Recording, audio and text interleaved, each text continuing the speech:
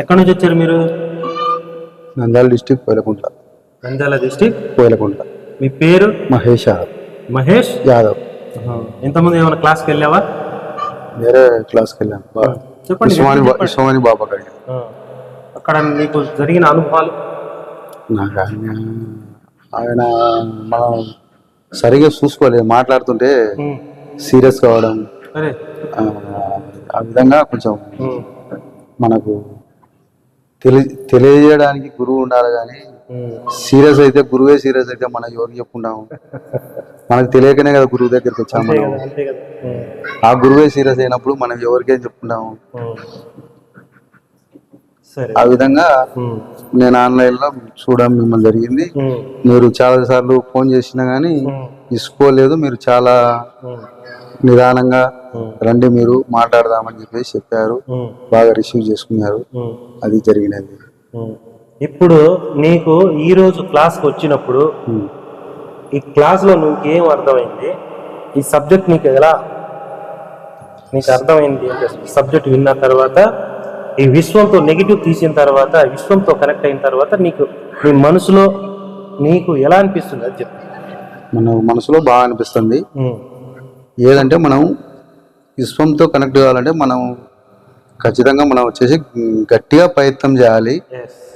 ఏదైనా కానీ నెగిటివ్ మనసులో లేకుండా మనం బాగా ధ్యానం కానీ ఏదైనా కానీ మనం పట్టుదలతో ఖచ్చితంగా సాధించాలి. మరి మీకు విశ్వంతో కనెక్ట్ చేసి నేను కూర్చోబెట్టిన తర్వాత ఏం కనిపించింది? నాకు ఏం కనిపించింది అంటే వాటర్ అంతా కనిపించింది. ఒక పాత గుడి మాదిరి గోపురం అట్లా కనపరిచి వజ్రం మాదిరి అది కనపరిచాయి. ఇంకేదో చేపలు మింగినట్టు చేప వచ్చింది. సూపర్. ఇది ఎప్పుడైతే మనం లోపల నుంచి బయటికి చెప్తామో, మనోభావాలు అంటారండి, ఆత్మలో నుంచి మన లోపల నుంచి అంతరంగంలో నుంచి ఏదైతే చెప్తామో అది ఇంకా ఇంకా ఉన్నతి వైపు తీసుకెళ్తారు. అంటే ఇక్కడ మనం భయపడే తత్వాన్ని కోల్పోవాలి, వదిలేసేయాలి, టెన్షన్ పడద్దు. ఇప్పుడు ఇక్కడికి వచ్చి నెగిటివ్ చిక్కుముళ్ళు అన్నాను చూసావు, అది తీసిన తర్వాత కొంతసేపు మెడిటేషన్ చేయించి అఫర్మేషన్స్ అన్నీ రాసుకున్నాం, అన్నీ చేసినాం. ఈ విశ్వంతో కనెక్ట్ అయిన తర్వాత మొట్టమొదటిసారిగా ఏదైతే మనం ఇట్లా కనిపిస్తుందో ధ్యానంలో, అదే నిజమైందన్న.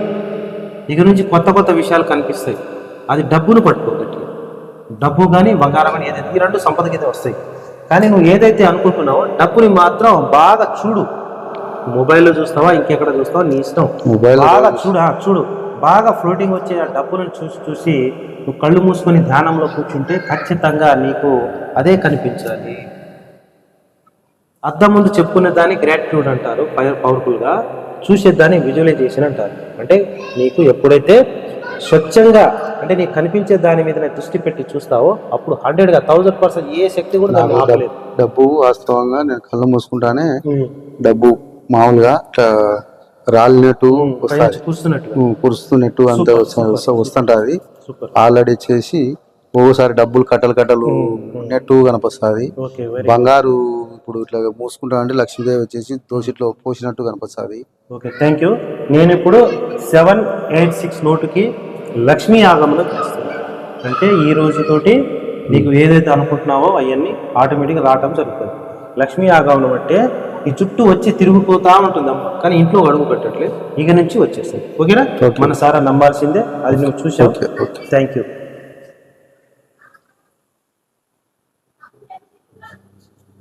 శ్రీం అంటే లక్ష్మీదేవి ఒక పీఠం అండి.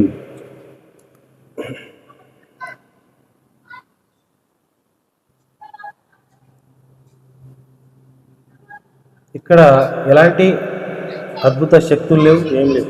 ఎప్పుడైతే మనం మనసారా మన మనసాక్షిని నమ్మి ఆ విశ్వాన్ని కోరుకుంటామో అప్పుడు మనకు అన్నీ మన లోపల ఏముందో బయటికి చూపిస్తుంది. అది చూపించటమే దాని పని, చూపించటమే దాని అంతరంగ ప్రయాణం అంటారు.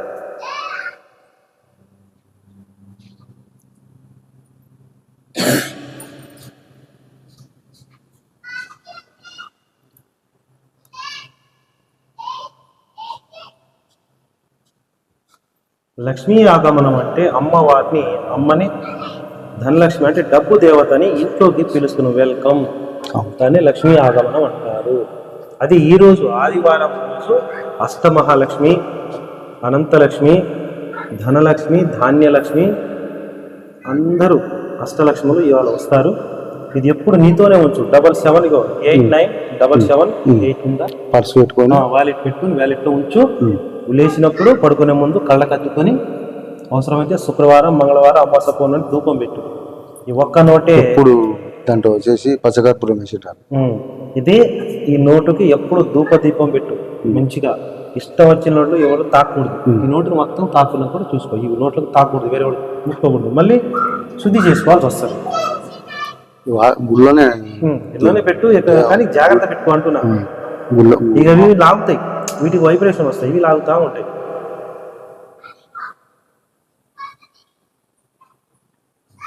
ఓకేనా? ముందు భయపడొద్దు. కొద్దిగా లేట్ అవుతుందంటే ఏదో నీ జీవితంలో కొత్తగా అద్భుతమైన ఏదో వస్తుందని భావించండి. అట్లా అనుకుంటాను గురుగారు. చాలా కొంచెం ఓపిక ఉండాలి, ఓపిక సహనాన్ని కోల్పోవద్దు. నేను అడిగాను విశ్వాన్ని ఇప్పుడు మీ ముందే, ఏమని?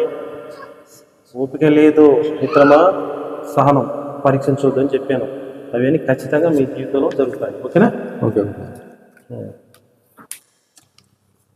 చేపట్టు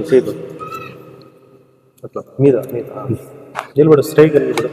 అచ్చుడు.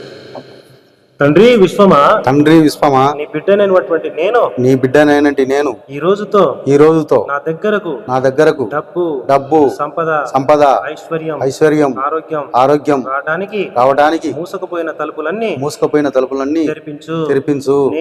నేను ఈ రోజుతో గొప్పగా విశ్వ కళ్యాణం లోక కళ్యాణం సమాజ సేవ చేయడానికి నీ బిడ్డ నేను సిద్ధంగా ఉన్నాను. తక్షణమే నా కోరికలన్నీ నెరవేర్చు.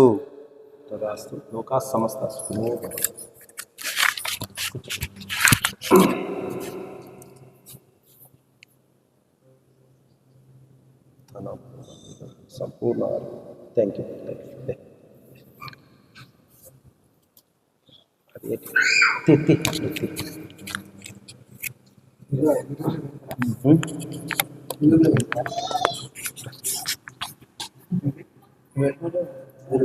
కట్ చేసుకోండి.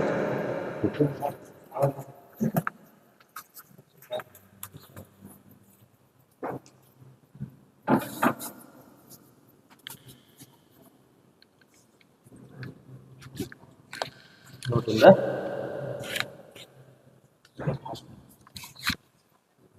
లక్ష్మీ ఎక్కడి నుంచి వచ్చారు మీరు? గుంటూరు. ఇంతకుముందు కూడా వచ్చినట్టున్నా? మరి ఇంతకుముందు ఈ క్లాసు విన్న తర్వాత మీకు ఏమనిపిస్తుంది? బాగానే ఉందండి. క్లాస్ బాగానే ఉందా? మొన్న వచ్చినప్పుడు ఏముంది, ఇవాళ ఏం చూసావు? మొన్న వచ్చినప్పుడు శివుడు పార్వతి గంగ నుంచి నీళ్లు వస్తున్నట్టుగా ఉంది. Very good. వాళ్ళ ముందేమో నోట్లు కట్లు ఉన్నాయి. ఈ రోజేమో గంగా శివుడు మొహలుగా ఉన్నాడు. గంగ తల నుంచి నీళ్ళు వస్తున్నట్టుంది. Very good. అయితే ధనలక్ష్మి ఏంటంటే ఈ డబ్బులు కట్లు ఇట్లా పోస్తున్నట్టు.